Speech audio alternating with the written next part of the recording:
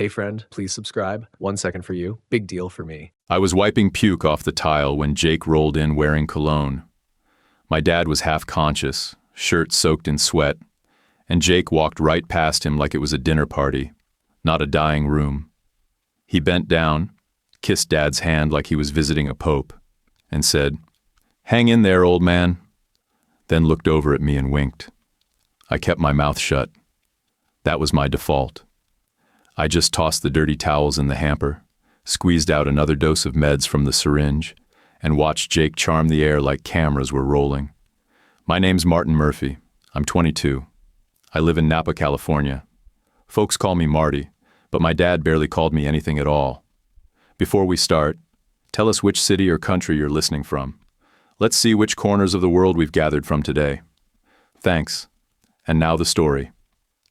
My father, Richard Murphy, was the wine guy in Napa. Built his name like a monument. Owned cellars people toasted in French. But the second he got sick, it was me scrubbing his sheets and managing the feeding schedule while Jake played golden boy with his 10-minute visits. Mom, Vicky, hovered like a ghost. Always teary, always begging the hospice doctor for another miracle. "We can try that vitamin blend, can't we? What if we increase fluids?" She didn't look at me unless I was holding a tray. Dad, even on his worst days, found breath to insult me. "You're not built for the load," he mumbled once, right after I helped him to the toilet. Didn't say thank you. Just closed his eyes like I was a draft under a door he could ignore. But I didn't argue. I gave him his shots. I cleaned up the leaks. I turned him so his bed sores wouldn't split. I kept the peace, even when he acted like I was mold on the baseboard. Jake was 20, 2 years younger than me, but somehow the heir to everything. He needed the Lexus to get to his part-time gig. Needed money for a business trip. Needed more space in the garage for his golf clubs. Mom handed him envelopes like she didn't see the empty tequila bottles in the back seat. Then one night, Dad's pulse dropped while I was checking his line. I felt it stutter, then fall off a cliff. I gripped his wrist, counted, waited, but he didn't come back. His eyes opened just for a second. No anger this time, just tired. He exhaled 3 rough, uneven breaths. Then nothing. I shook his shoulder. "Dad?" Nothing. Just the oxygen machine humming like it didn't get the memo. I walked to the hall, leaned into Mom's room and said, "It's time." She stood, took 2 steps, and dropped to her knees like her strings got cut. I caught her under the arms before she cracked her chin on the floor. Jake texted an hour later, "Love you forever, Dad," from some lake house 2 counties away. That was it. The funeral smelled like lilies and money.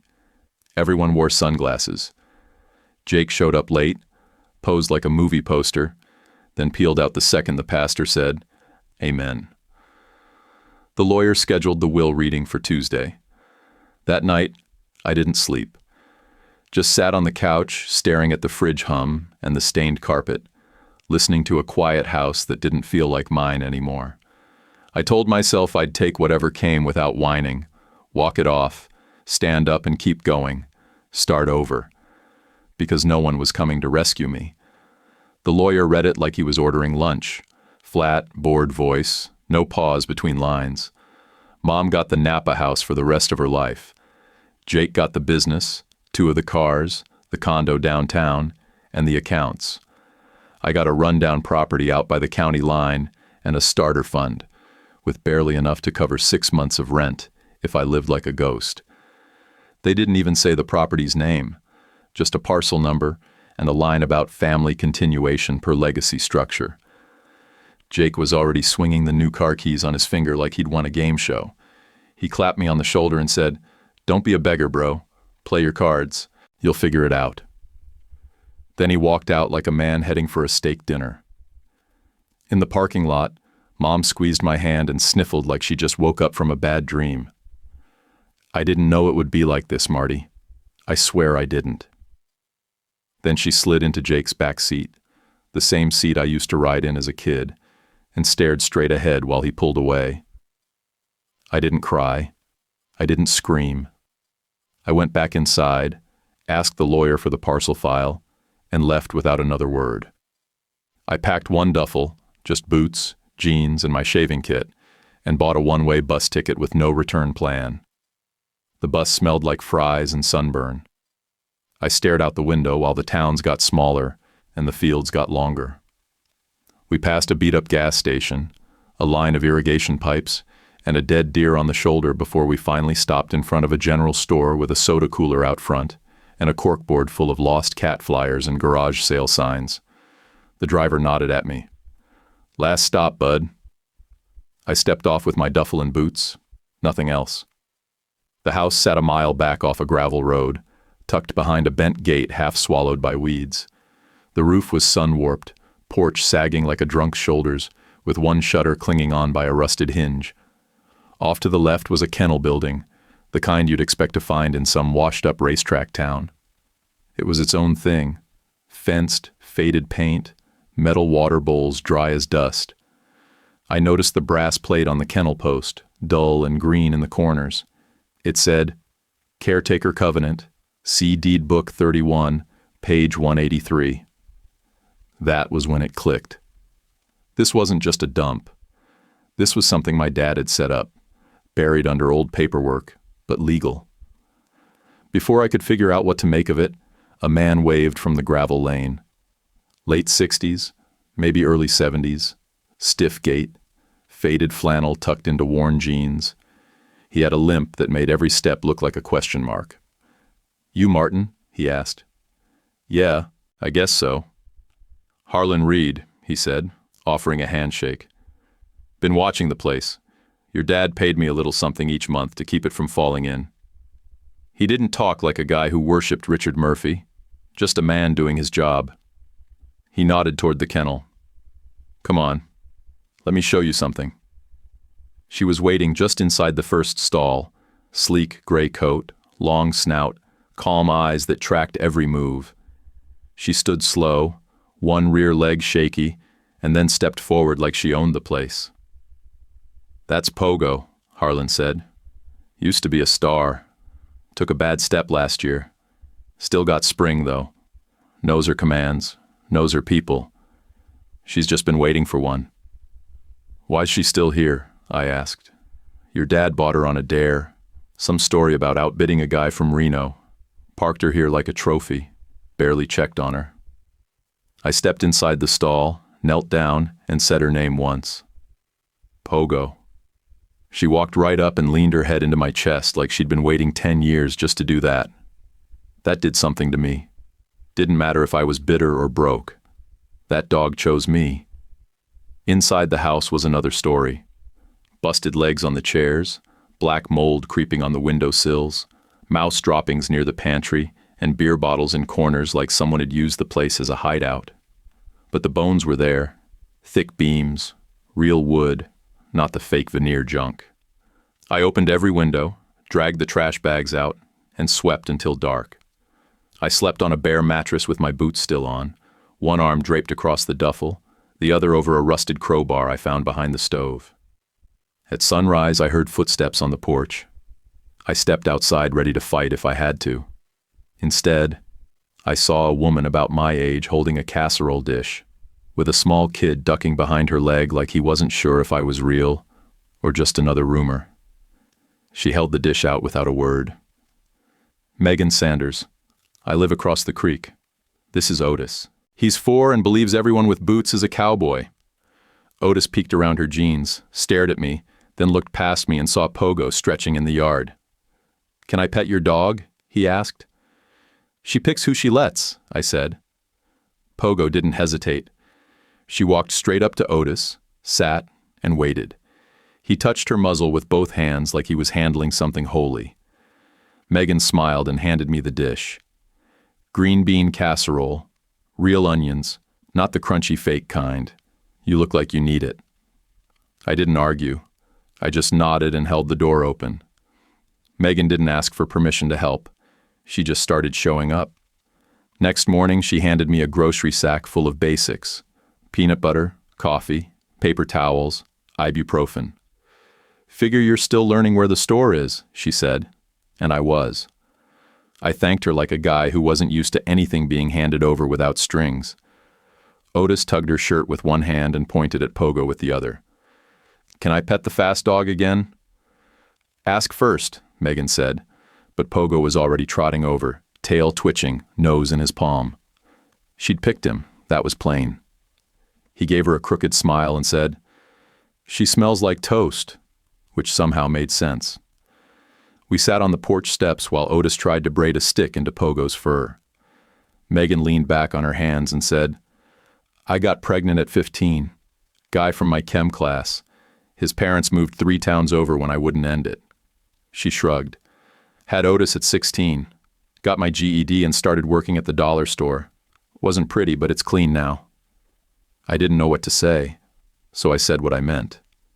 "He's a good kid." "Yeah," she said. "He's mine. That helps." Harlan showed up later with a toolbox and a roll of tar paper. We patched roof shingles and reset a door frame in the back room. The man didn't talk much, but he worked smooth, steady, with a limp that made me slow down to match his rhythm. He didn't apologize for the limp, and didn't explain it either. Just moved with it, like it was part of the job. Pogo followed us around like a supervisor. She knew heel, down, and wait, and she did this awkward little hop every time Otis laughed, like his joy triggered something old in her bones. She stole one of my socks and buried it under the porch like a prize. Every time I reached for it, she'd roll on her back like we were wrestling for gold. Harlan watched her walk, saw the way she avoided putting pressure on that back leg. "Twisted on a gopher hole last year," he said. "Not catastrophic, but she never got the follow-up. People promised things, then forgot." Megan came by that night with chili and a solution. "There's a vet I know. Works dogs, not cats in dresses. You want a second look? She's it." Her name was Chloe Watson, 26, lean build, firm hands, ball cap pulled down low. She showed up 2 days later in a dusty Tacoma, stepped out holding a notepad and a thermos, and got straight to it. "Let her walk," she said. I did. Pogo limped, tried to mask it, failed. Chloe crouched, felt tendons, moved the leg slowly and said, "She's got range, but you gotta play smart.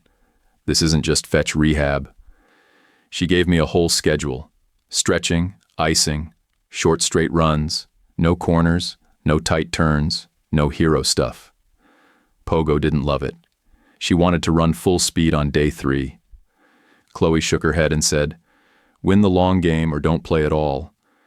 I started getting up early to stretch Pogo's leg with a towel, hold it at certain angles, massage the muscle like Chloe showed me. It was weird at first, then it started to make sense. Every time she pushed too hard, we iced. Every time she did it right, I gave her half a carrot. Turns out she liked those more than jerky. One afternoon while we were working the back steps, a white SUV pulled up, and out stepped a guy with a clean shave and a badge on his belt.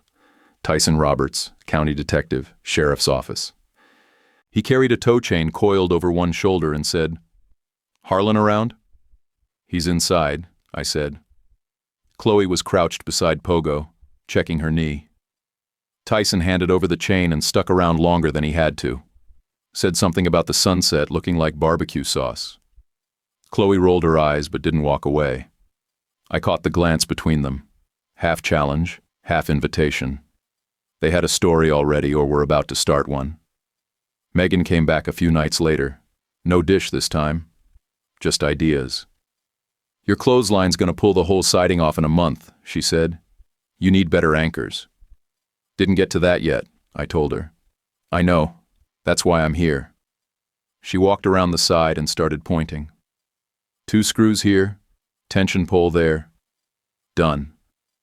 She moved like she'd done it all before. Otis followed her with a plastic wrench, handing it to her every few steps like she was on a crew, and he was the foreman. We built days like that. Quiet, steady, no big declarations. I learned how to fix a screen door and replace cracked tile. Harlan gave me lessons without saying much. Sometimes just a nod, sometimes a grunted nope when I was doing it wrong. But every time I did it right, he let me finish. Nights I sat on the porch with a cold can and watched the tree line go soft. I'd count what I had: a dog who trusted me, a roof that didn't leak where I slept, and 2 neighbors who treated me like more than a write-off. Sometimes I'd glance at Harlan as he walked Pogo slow along the gravel and think he was watching me like he'd seen something turn that needed turning. He'd pat Pogo's head, look at me and say, "Kid, don't rush it." He always said it the same way, like it wasn't just about dogs or doors or healing legs. It stuck. The words kept circling my head as I walked out to the shed with a box of screws, thinking I'd find Harlan sharpening something or muttering about a hinge I'd installed crooked. The sun was already brutal that Thursday, burning through the tin roof and turning the dust into a thin fog. I pushed the shed door open with my boot, ready to ask him about a warped board on the porch rail, and saw him sitting in his chair like he'd just leaned back for a breather. Something was wrong before I even touched him. His right hand rested on his knee, fingers relaxed, and his chin was tilted like he'd been looking toward the door when I walked up. I stepped closer, called his name, shook his shoulder once. Nothing. His face looked peaceful, not slack or twisted, just finished, like he'd exhaled something he'd been holding for years. I checked for a pulse anyway. I wasn't stupid. I just wasn't ready. When I lifted his shirt pocket, I noticed a little fold of paper tucked inside. My name was written across it in shaky pen. I opened it with my thumb. "Martin, I regret a lot, mostly not knowing you sooner. H." I didn't know what to make of that line. I didn't know what it meant or why it hit me in the gut, but it did.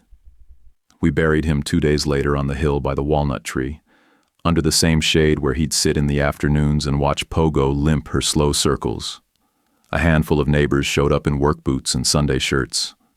Chloe stood beside Tyson, her hand tucked into his like she'd done it a dozen times before. Otis asked loud enough for everyone to hear, "Does Mr. Harlan get a sky house now?" And Megan told him yes, he earned a good one. I shoveled dirt until my arms shook. The next week, someone convinced me to take Pogo to a training night at a low-rent straight track outside of town. It smelled like smoke, spilled beer, and diesel. Men leaned against chain-link fences shouting bets that made no sense. Cash at the gate, no questions. Pogo pressed against my leg, alert but calm, like she smelled the trouble before I did. A handler with a thick neck and mirrored shades walked straight up, grabbed Pogo's collar and said, "Dog like this needs a hard opener after that layoff." I yanked her back and told him to keep his hands off. He snorted. Soft handler, soft dog. I stepped toward him, ready to put a hand in his chest, when I heard a familiar voice behind me. "Touch that dog again and I'll shut this whole place down." Chloe walked in like a storm, ball cap low, jaw set. "Where's the track boss?" she asked. "I want the heat distance, and it's going to be short." I blinked at her. "Megan texted me," she said, checking Pogo's tendon with quick fingers. "She said you were doing something stupid." She wasn't wrong. We ended up signing for a single, shortened heat under her eyes.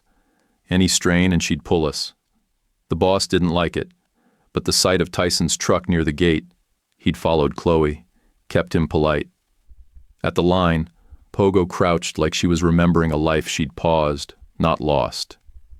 The box snapped open, and she exploded forward, no hesitation. She hammered the mid, body flat, legs smooth, and finished half a driveway ahead of a dog built like a tank. When she slowed down, she shook like it had all just been a goofy warm-up. A couple guys clapped, a couple looked annoyed. Pogo came back to me panting hard but proud. I knelt and rubbed her shoulder. Good girl, real good. The track boss walked over and gave me a grin that made my skin crawl. Dog like that, we could keep a piece of her, start running her steady, cut you in. "I'm not giving you anything," I said. "We're done here." Chloe stepped up beside me. He said no. That means no. Tyson stood 10 feet behind us pretending to scroll his phone, but I saw him snapping quiet pictures anytime someone raised a voice. We left the track with dust in our teeth and adrenaline still shaking around inside me. Otis rode home in Megan's car and fed Pogo carrot coins from the back seat. "She's fast because she's smart," he said. "She knows where the wind goes." I believed him. It sounded childish but true in a way grown-ups forget how to say. By the time we got home, the night was thick and cold. Megan carried Otis to bed. Chloe gave me one more look at Pogo's leg and told me we'd survived the test but weren't out of the woods. Tyson said he'd have a conversation with the county about shutting down that place, then drove off with a wave. I went inside, kicked off my boots, and set my hat on the nightstand. Harlan's note slipped out of the band and landed on the wood. I picked it up, read it again, and felt something shift in the back of my chest. I didn't know why a few scratched words could burn a hole in me, but they did. I slid the note under my hat and lay back on the mattress. Pogo dropped beside me with a grunt and put her head on my thigh. Sleep didn't come easy, but when it did, I dreamed of Harlan sitting under the walnut tree, looking at me like he finally recognized something he'd been waiting on. Tyson didn't say anything at first. He looked at the envelope, looked at me, then slid it across the desk like he didn't want to open it either. "I already did," I said. "It's clean. Chain of custody, sealed properly, 2 samples, 2 names." He nodded, slow. "You want to make a formal statement?" "Not yet," I said. "I just needed someone to know." I left his office before the walls closed in and drove around for 30 minutes with the windows down, music off, and the radio static low enough to feel like company. I ended up back at the farm without remembering how I got there. Pogo met me at the porch like she could smell what had shifted. She bumped her head into my thigh and sat without needing a command. A couple days before all this, after a legit track meet in Modesto, where Pogo ran clean and took third, I'd pocketed $380 in prize and met a silver-haired guy leaning on the rail. Looked like somebody's retired shop teacher until he clapped my hand like an old friend. "Harry Griffin," he said. "Me and your old man spun more barrels than the law should allow." He had that voice, friendly, gruff, soaked in nostalgia. I didn't stop him. Didn't correct him when he started telling stories about my dad like I was his mirror. Halfway through a memory about a fishing trip, he paused, squinted at the track, then said, "Funny thing, back when your folks were trying, Richard told me the doctor said he was shooting blanks, couldn't have kids. Then boom, you and your brother show up. World's funny that way." My jaw locked so tight it made my ears ring. I smiled, nodded, said thanks, and walked Pogo all the way to the end of the lot, like I was chasing calm. Back at the house, Jake had left a surprise, drove out just to drop a 6-pack in the fridge and leave a spent cigarette in the ashtray of my truck. Later that night, he texted me a picture of new rims with the caption, "How's the mud life treating you?" I didn't reply. First time I didn't even feel the urge to. I picked that cigarette butt up with tweezers, sealed it in a sandwich bag, then plucked a couple hairs off the headrest and drove across county lines to a clinic where no one knew my face. Paid in cash. Asked what matched what. Listened while a nurse walked me through the paperwork like it was no big deal. Back home, I kept busy. Ran Pogo short straights, no corners, just clean heat on a dirt path we packed ourselves. Chloe watched our sessions with her usual clinical focus, tapping her pen against her leg and saying things like, "You're a quick study. Not sure if I should be impressed or worried." I smirked, but didn't tell her what was running wild through my head.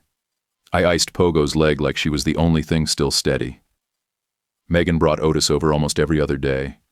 He started what he called couch races, scooting across the rug like a rocket while Pogo galloped beside him at half speed. When they crashed at the end, he'd shout, "We tied!" even though she clearly held back.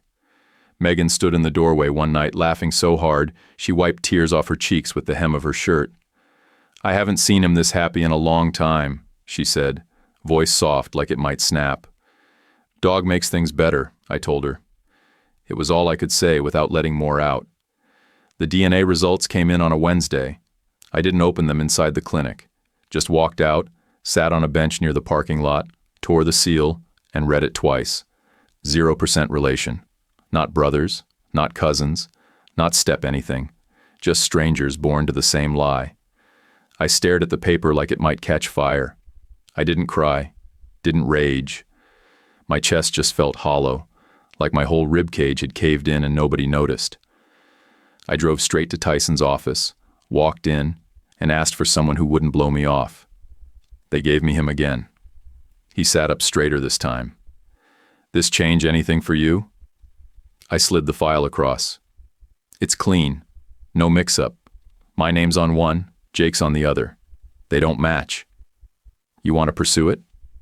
"I don't know what I want yet," I said. "But I'm not pretending it didn't happen." He nodded, opened a drawer, and pulled out a legal pad. "If you're ready, I'll log it." "Not yet," I said again. "But you'll be the first when I am." That night, Megan made meatloaf, and we ate on the porch with paper plates and cold sweet tea. Otis climbed into the hammock with Pogo and started humming a made-up song about flying cars and carrot snacks. I watched them for a minute, then looked over at Megan. "What would you do if you found out your whole family was a lie?" She didn't flinch. "I'd build a new one, and I'd make absolutely sure it was better." Simple words, but they hit like a sledge. Later, while brushing down Pogo's coat, I ran my thumb along her spine and whispered, "We don't owe them anything." She blinked slow, that same calm she gave me the first day, like she already knew where this road was heading. Tyson didn't blink once while I talked. Just listened, jaw tight, not even writing. When I finished laying it out, DNA, Griffin's comment, the envelope, the clinic, he asked, "You want this opened up?" I said yes. He slid a consent form across the desk. I signed without reading it. I left the DNA copy with him and walked out with the window down, wind punching through the cab like I'd cracked the seal on something old and sour. 2 days later, Murphy Cellars went sideways. Quality assurance flagged a high-yield blend, some reserve label run that had rushed through cleaning protocols. An unapproved additive from one of Jake's off-book suppliers tainted the whole lot. Internal malpractice, not sabotage, not corporate espionage, just corner-cutting and good old-fashioned kickbacks. Loss estimate came in around $120,000. 10 minutes of bottling, a month of cleanup, and Jake's name attached to every file. The board scrambled like rats off a hot plank, feeding lines to the press about isolated supplier misconduct and minor procedural breakdowns. But the footage told a different story. Jake on camera, pale, sweaty, collar tugged down like it was choking him. He looked small, like a high school kid caught cheating with the test still in his hand. Tyson called me that night. "No outside hit," he said. "It was sloppy controls. Buddy kickback loop. That's it." I didn't feel good about it. Didn't feel bad either. Just tired. I texted Jake. "Diner, Route 11, 10 o'clock. Don't make me chase you." He showed. Hands shaking, hoodie sleeves rolled up like he couldn't decide if he wanted to punch something or confess. He paced the lot twice before sliding into the booth across from me. "He set me up," he said. "That supplier, guy I went to college with, said he could get the blend out faster, smoother. I let him run with it because I was busy doing tequila shots with a bottle girl in Tahoe." I stirred my coffee. "So you just signed off?" "I didn't check the logs. I didn't double up on QA. I just assumed." He stopped, bit the inside of his cheek, and exhaled. I screwed it. No way to pretty it. It was the first time he used my name without smirking. "I'm sorry, Marty," he said. I believed him. Not all the way, but enough to let him keep talking. Tyson took Jake's statement the next morning, logged everything, and followed the paper trail until it curled right back to that shady vendor and the thin invoice chain Jake thought would slide through unnoticed. After that, Tyson asked me to come back in. He shut the door, locked it, and set a folder in front of me without saying a word. "I've been working channels," he said. "Narrow family court requests. County DA's office authorized discreet pulls. Didn't want to move until I had confirmation." He opened the folder and laid out the kind of mess that makes your stomach roll. A birth certificate with a doctored seal. Hospital records that didn't match. A private placement adoption. Never finalized in open court, signed by a physician who got his license pulled for falsified consents in 2 other counties. Vicky's name was on every page, every dotted line, every signature forged to keep it sealed. Richard wasn't even the petitioner. He just signed off once the mess was cleaned up. They paid to erase the beginning, Tyson said, calm and even. Didn't go through the state system. They made it look private, off the books, so no one could contest later. My throat closed. Pogo pressed her head against my knee like she knew exactly what was happening without hearing a word. Your mother filed these when you were a week old. You were taken from another couple, rerouted into a sealed adoption through a paper doctor. No biological disclosure. What they did wouldn't hold up now. Even then, it's legally rotten. What happens next? I asked. I'll tell you what doesn't, Tyson said. You don't get buried under it. That's not going to happen. The records are real, and if you want it, we can bring it all above water. I nodded, but the weight of it didn't move. It just settled into my spine like bricks packed wet. That weekend, Jake showed up at the farm with 2 full grocery bags, a rusty toolbox, and the kind of look people wear after a long, bad dream. He stood next to the pump house and cleared his throat. I want to fix the pressure line. I saw it dripping last time I was here. I didn't answer right away. He stared at his boots. I owe somebody in this world something, he said, and it sure isn't the wine club. I opened the door to the pump shed and stepped back. Tools are already inside. He didn't say thank you. I didn't either. We worked quiet. I handed him a wrench when he needed it, watched him fight with the intake valve, watched him bleed at the knuckle and not curse about it. For once, he wasn't selling anything. Later, he leaned against the wall with grease on his hands and said, I thought I had everything figured out, man. I thought I was the next Richard Murphy. You were, I said. That's the problem. He barked a short laugh, no humor in it. Yeah, guess it is. I didn't care if we were related. I didn't care if we ever were. That day, I saw him drop the act, and that was enough to let him keep standing on my land. Jake had just finished fixing the pump house when Tyson's truck pulled into the gravel. Chloe rode shotgun. Both of them stepped out slow, like they'd rehearsed this ride in their heads the whole way over. They walked up to the porch without a word. Pogo stood up, didn't bark, just watched them both like she knew the wind had shifted. I stepped out and nodded once. Didn't offer a chair. Didn't need to. Tyson rubbed his palms together, not out of nerves, just habit. Then he said it plain. Martin, your biological father was Harlan Reed. The words didn't land all at once. It was like a slow swing to the gut. The walnut tree out back, the one with Harlan's name carved on a board nailed to its trunk, suddenly looked foreign, like I'd seen it my whole life through a screen and now the glass had cracked. I didn't say anything. I just sat down hard on the porch rail.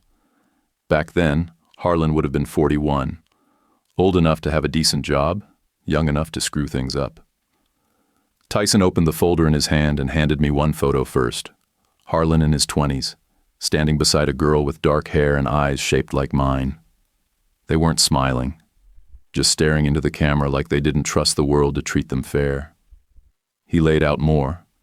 Payroll records from a steel plant near the river, W-2 forms with Harlan's name, and a court petition from the early 2000s. The man had tried, filed for reinstatement of parental rights. The petition got denied. They were your parents, Martin, Tyson said. The placement wasn't just fast, it was forced. Murphy money cleaned their medical debt and a few old warrants from Harlan's brother. In exchange, rights were signed. Quietly. No appeal path. Paper doctor made it look legal enough. Chloe kept her hand on Tyson's arm the whole time, like she was holding him in place more than comforting herself. He didn't flinch. He just looked at me and let the silence do its work. Richard wanted a son, Tyson added.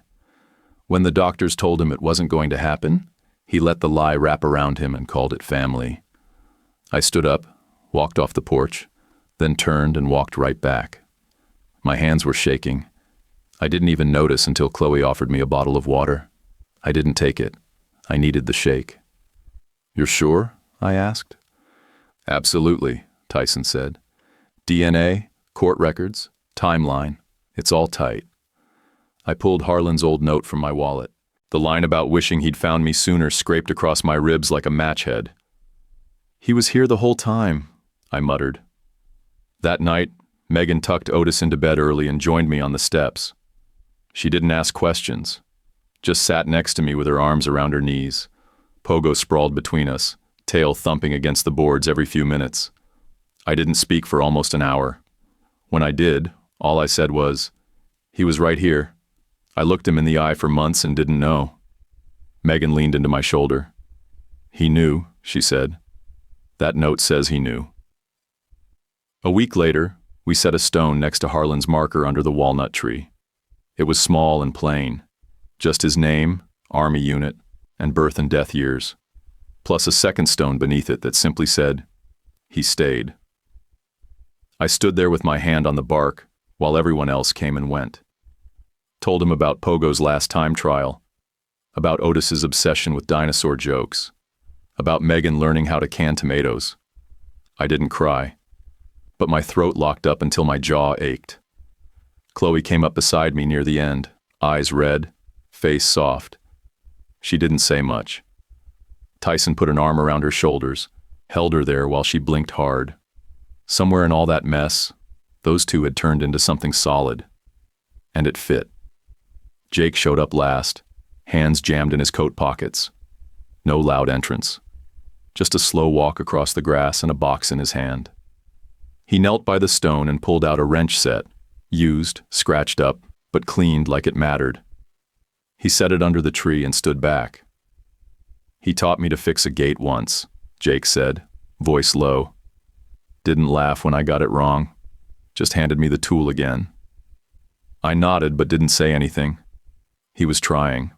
I wasn't going to spit on that. We didn't talk about who Jake's real father was. That was his to ask, not mine to dig into. I'd had my storm, and it already shook the roots out. When we walked back down the hill, I felt like a man who'd just been pulled apart and put back together with new screws. They didn't match the original frame, but maybe that was the point. From that day on, the farm started pulling itself upright, board by board, like it had been waiting on someone steady. We put new tin on the shed, wide enough to hear the rain, but tight enough to keep it off the gear. Megan planted herbs in tire beds along the south fence. Basil, mint, rosemary, stuff she used without fuss, just snipped and tossed into dinner like it grew by accident.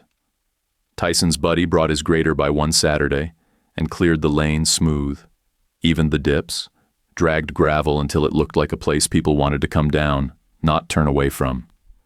Pogo kept grinding. First, she came in 2 seconds off the top dogs at sanctioned meets. Clean runs, no bobbles, just not quite fast enough. Then she shaved it to a second, then to half. Chloe called her metronome smooth, like every stride hit the same drumbeat. Every check we earned, 610 here, 540 there, we rolled straight back into the place. New kennel floor, better drainage, running chute with rubber cleats so she could open up without risk. Otis made a sticker chart on the fridge, put stars next to every event, and handed out his own awards made of paper plates and glue. He started calling himself assistant coach and took it serious enough to wear a whistle around his neck. Jake brought over a walk-behind tiller with chipped paint and a fence charger still wrapped in its box. Paid for both himself. Part-time job with a regional distributor. Real hours, real sweat. He looked tired, which honestly made him look better. Less fake shine, more grit.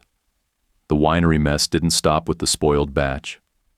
Tyson kept pulling thread, and eventually the warehouse manager cracked. Flipped under pressure and gave up the dummy vendor scheme they'd been running.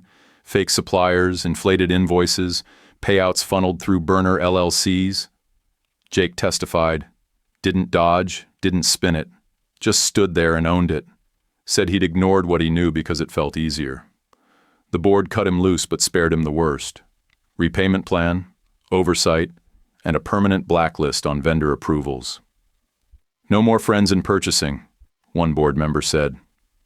Jake nodded like he deserved it. Vicky didn't get that kind of mercy. She got charged for the old forged records and a couple newer ones tied to financial filings she'd touched without right. She called twice, once in the morning, once after dark. I let both ring out. I didn't need her voice in my head anymore. She'd already written herself out. One night, just after sunset, I sat on the porch rail with a small ring in my palm. No box, no speech, just the question. Megan was barefoot, wiping her hands on a towel after making dinner. I looked over and said, "Can you picture a life that's not fancy, but it's steady?" She laughed and didn't even blink. "I've been living it with you already." That was her yes. Chloe and Tyson didn't waste time pretending. They'd been circling each other since that day on the porch with the folder in his lap. Now they held hands without flinching and talked about a double wedding like it was already scheduled. "Under the walnut," Chloe said. "Next summer." "Barbecue and short dresses," Megan added. "No gowns, no drama." Otis heard all of it and declared himself best man before anyone else could claim it. He drew a wedding map with crayon paths and labeled the seating by snack availability. We filed paperwork to give Otis the option to take my last name when he wanted. No pressure, no ceremony, just a line on a form, signed and tucked away. In the meantime, we gave him a second toothbrush and a real big boy bed at my place. I started calling at our place after that. I stopped checking my phone for anything from the old house. Not texts, not emails, not calendar updates for some event I never asked to be part of. That part of my head got quiet. Not empty, just quiet. Sometimes I'd walk through the shed with Harlan's tools still on their nails, still where he left them. And I'd think, "We're keeping it up, old man. You started this, and we're carrying it now." Then I'd hear Otis yell something ridiculous from the yard. "Pogo's faster than a T-Rex," and Megan laughing while she hosed off her boots, and it would all settle into place like it was meant to. The county championship didn't feel like any race we'd run before. You could hear it before you saw it. Loud talkers, money voices, handlers shouting over announcers, the occasional mic check popping through the speakers. Sanctioned officials wore real jackets, not hoodies. Clipboards, radios, walkie chatter. Payout was high enough to matter. Everyone came hungry. Chloe walked the edge of the warm-up track with her arms crossed tight. I saw it in her face before she said a word. "This track smells off," she said, sniffing toward the back stretch. "Right past the turn. Like chemical powder and wet grass had a fight." I walked it myself, slow, head down. Halfway through, I crouched and pinched some of the top dust between my fingers. It looked like regular dirt, but it felt slick, like soap ground into sand. Wrong texture, wrong temperature. My gut twisted. Somebody tried to rig the run. Not for us, for their own dog. Probably laced that section to throw off stride or make it stick. I looked at Chloe. "You think they're trying to spike our lane?" She pointed with her boot. "Right where Pogo puts down hard. If she slips there, she doesn't recover." Tyson was already walking the edge near the vendor tents. Chloe flagged him with a hard wave. He jogged over, no clipboard, just the badge clipped to his belt and a "don't screw with this" face. She didn't bother easing into it. "Dust on the back stretch. Pogo's lane. It's not right." Tyson pulled out his phone, tapped the screen, and showed me video he'd already caught. Grainy dawn footage of a guy in a red ball cap tossing powder from a Ziploc while his buddy acted lookout. Tyson muttered, "Knew I saw something off earlier. Been watching them since setup." He didn't wait. Walked straight to the steward, played the clip, and pointed toward the far tent.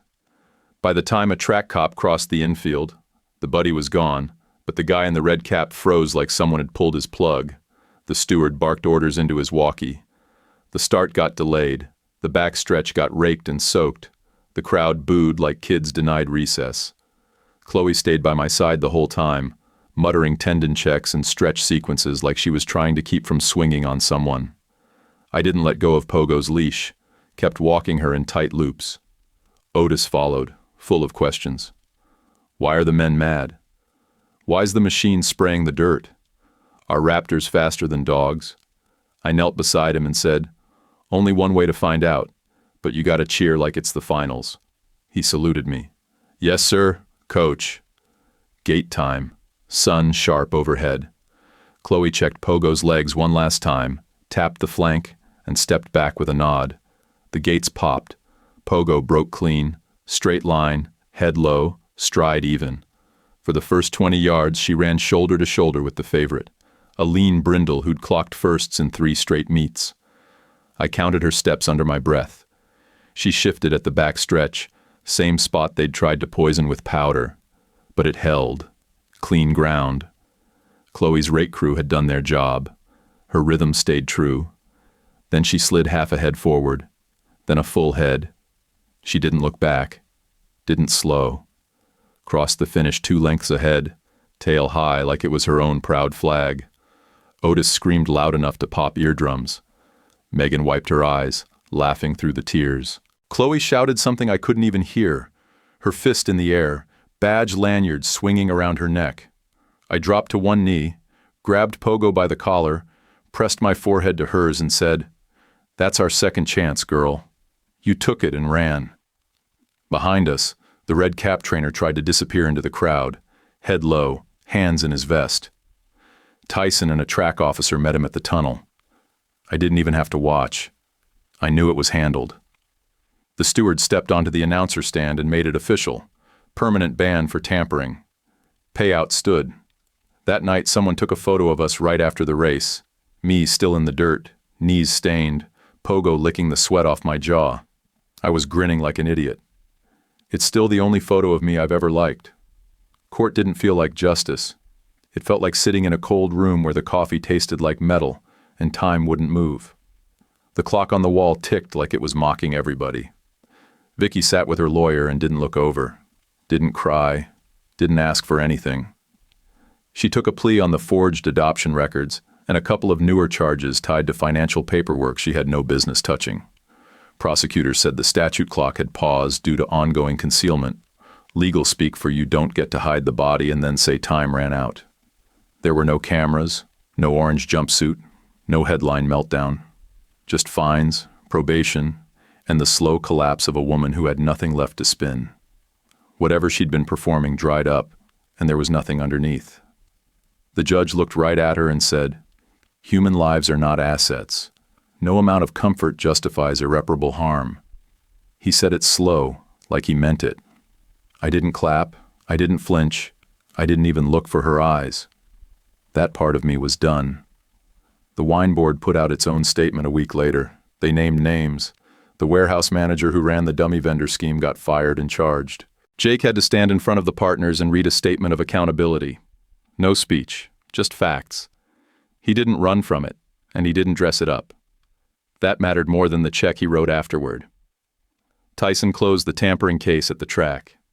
The red cap trainer got banned for life and booked on a tampering charge. The steward asked if I had anything to say to the cameras. I said, "Run straight, or step off the track." That was the first time I said something that wasn't about surviving. That was about standing. Paperwork showed up a few weeks later. Official deeds, stamped and sealed. The farmhouse, the kennel, and a chunk of creek bank were legally mine. Turns out Richard had tied the kennel parcel to a caretaker covenant that ran with the land. It vested in whoever got that parcel under his will. Even his lawyers couldn't unravel it. On paper, I'd been a placeholder. Now I was permanent. We picked a day under the walnut tree for the weddings. 1 ceremony, 2 couples. Megan chose daisies and barbecue. Chloe wore a short dress and boots. Tyson brought a big old speaker system that could outplay the frogs. We hung fairy lights between the branches, but it didn't look cutesy. It looked earned. Jake stood beside me as best man, hair combed, shoulders squared. He handed Otis the rings, both tied to a carabiner on his belt. Otis nearly dropped one in the grass but yelled, "Coach, save!" before it hit the dirt. Pogo nosed it right to my boot like she'd been waiting for her moment. We kept the vows short. No fairy tale junk. Just promises you could build fence posts out of. I looked across the yard and saw everything I didn't know I wanted. A woman who showed up every day, a kid who laughed with his whole belly, a dog who ran when it counted, and a brother who finally stopped pretending. The people who tried to cut me out were nowhere. Not gone, just left behind. No revenge speeches, no torches, just silence. And that was louder than anything I could have shouted. The payback was this life, staying here, living honest, winning in the open. Every time Pogo thumped her tail and leaned into my knee, I felt that note in my pocket again. Martin, I regret a lot. Mostly not knowing you sooner. Well, we got our moment, old man. We used it. Before you head out, let me ask something honest. If you were in my boots, would you have stayed and built a new life, or walked away? If you've got hype, tap it to help this story reach more people, and please subscribe and hit like because it really helps us grow. Drop a quick comment too, even just good story or your own take. Love you guys. YouTube picked this for you. Tap it. Let's see if they guessed right.